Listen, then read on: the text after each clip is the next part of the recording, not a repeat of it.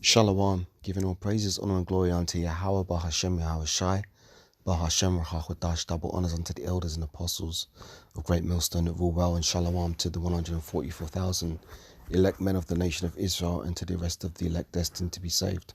I'm the brother Caleb from the GMS England London Forecasters Camp, back with another lesson to help edify the Lord's elect.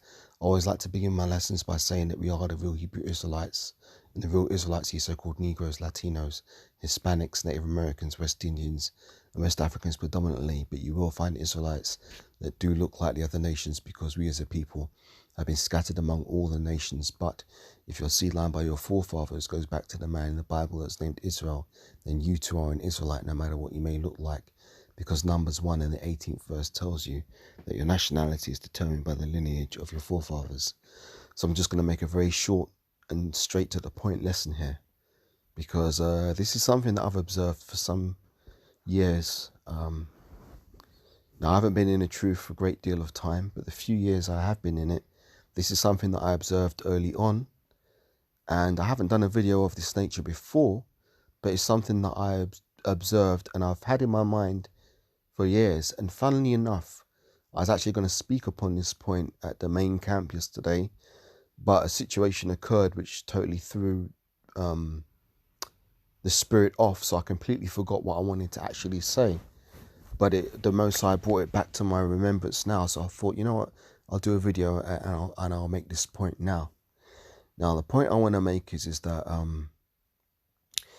when brothers are going live on the live streams, you have the comment board, and you know, brothers will post scriptures on the comment board. You know, that's commonplace. Or you will have people talking shit on the comment board, and that's also commonplace. Because no matter what field you go into, you could be watching a live stream on any subject, not just related to the truth. You've got people on the comment board running their mouths talking shit. That's just human nature, you know. A lot of people talk a lot of shit, right? But when it comes to this ministry, really what should be posted on the comment board is scriptures. Now, a lot of people post scriptures, but there's no point in posting scriptures on a comment board of a lesson that has no bearing on the lesson that's being taught. I'll say that again. There is no point in posting scriptures on a comment board of a particular lesson that have nothing to do with the lesson that's being taught. And there's a principle that you can apply in situations, right? Something to do with the way how the Most High designed us. You can't speak and listen at the same time. I'll say that again. There's a principle in how the Most High designed us, right? That's how He designed us as humans, that we cannot speak and listen at the same time.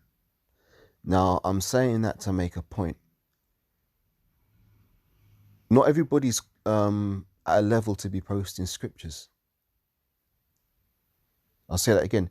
Not everybody is at a level to be posting scriptures. And I'm not saying that as if to make out as if I'm on some great level or not, a great level or anything, because I'm not. But something I learned early on in coming to this truth is that, you know what, man?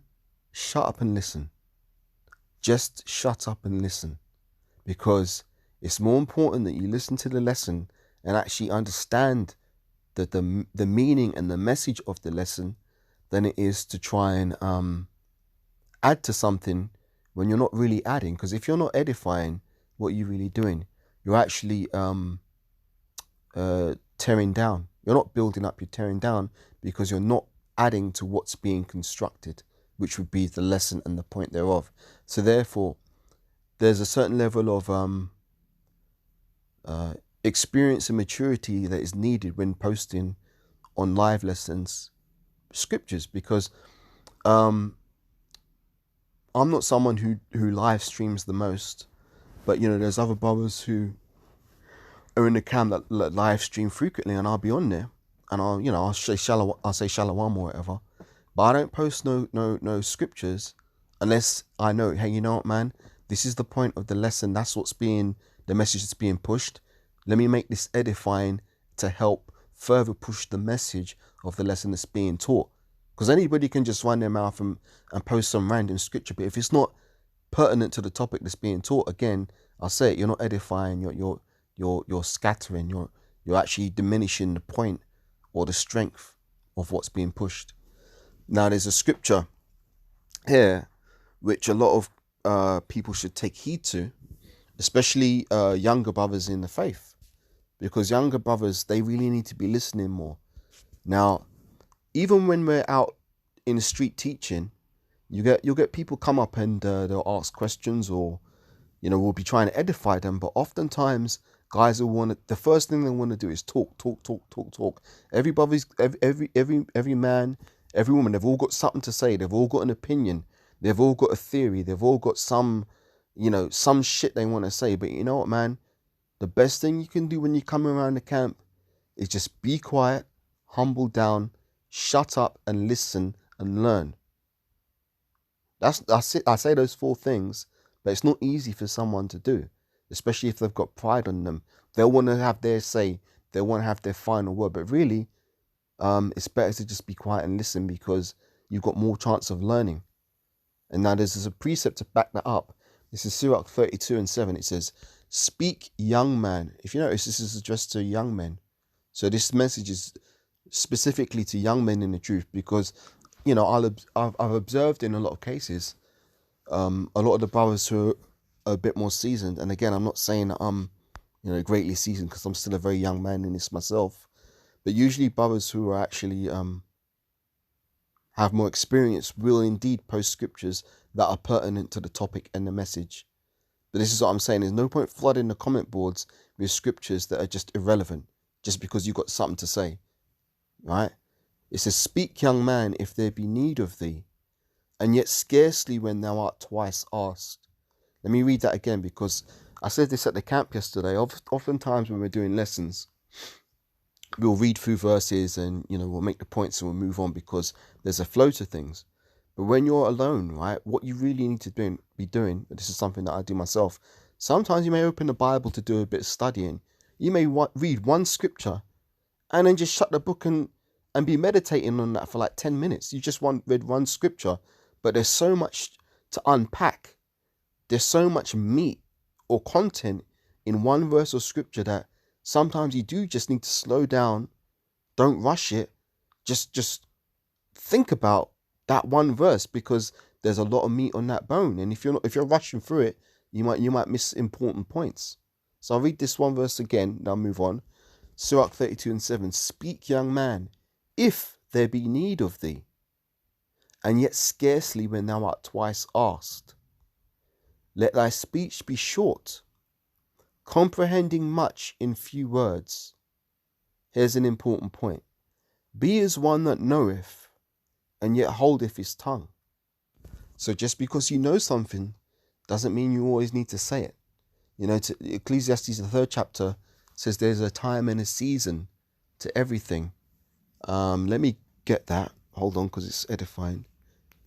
And again, precept links with precept, man. Really, if you're in the spirit of the lesson that's being taught, your precepts will be on point.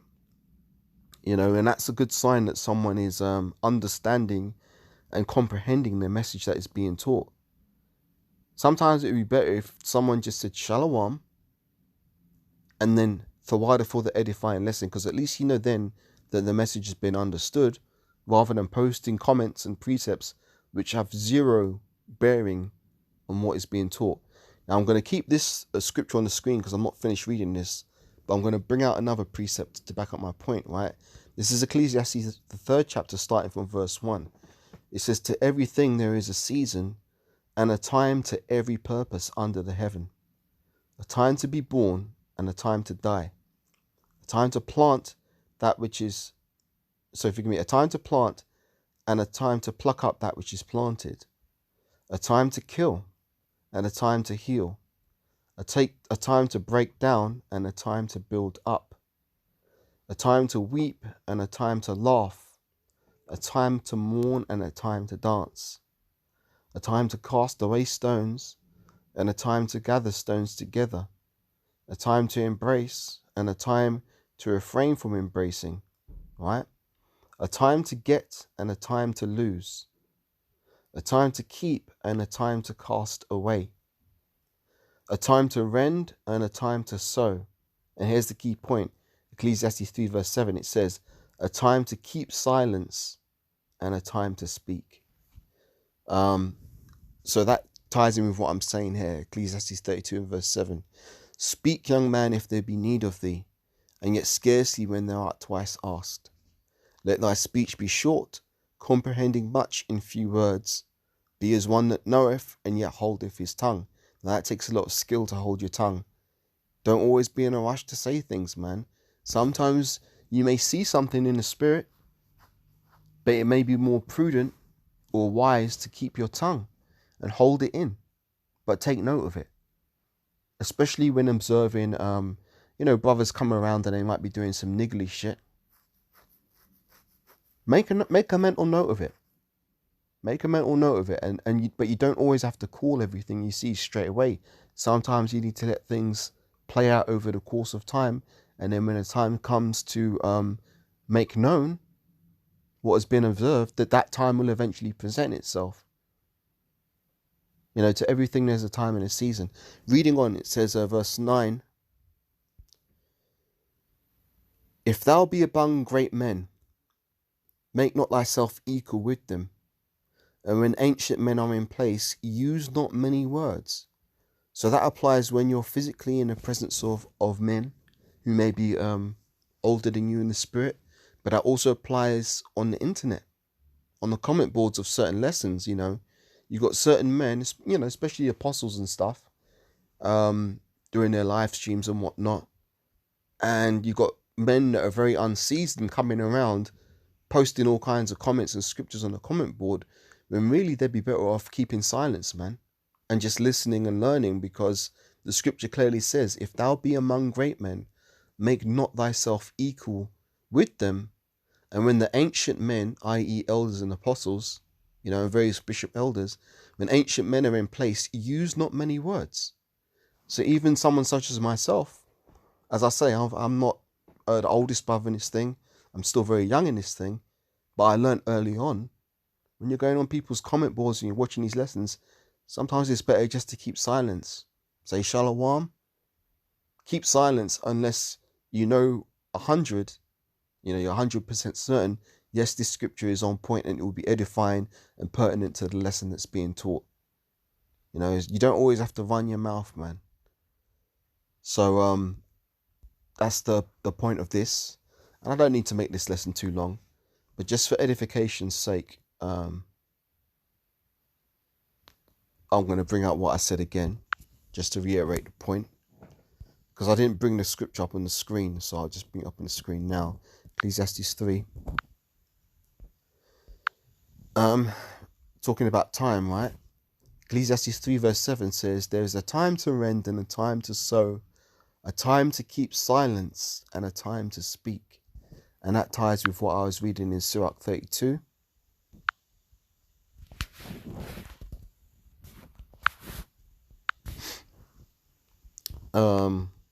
Again, Sirach 32 from 3 on down. Speak thou. No, hang on, forgive me, that's not the one. Verse 7, Sirach 32:7.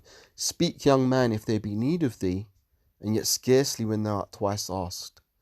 Let thy speech be short, comprehending much in few words. Be as one that knoweth, and yet holdeth his tongue. If thou be among great men, make not thyself equal with them. And when ancient men are in place, use not many words. So sometimes less is more, man. Sometimes it's better to do a lot less speaking and a lot more listening. The point's been made. With that, giving all praises, honor, and glory unto Yahweh, Ba'ashem, Yahweh Shai, Ba'ashem, Rakakadash. Double honors unto the elders and apostles of Great Millstone that rule well. Shalom to the 144,000 elect men of the nation of Israel. And the rest of the elect destined to be saved. And I'll catch you on the next lesson. Shalom for now.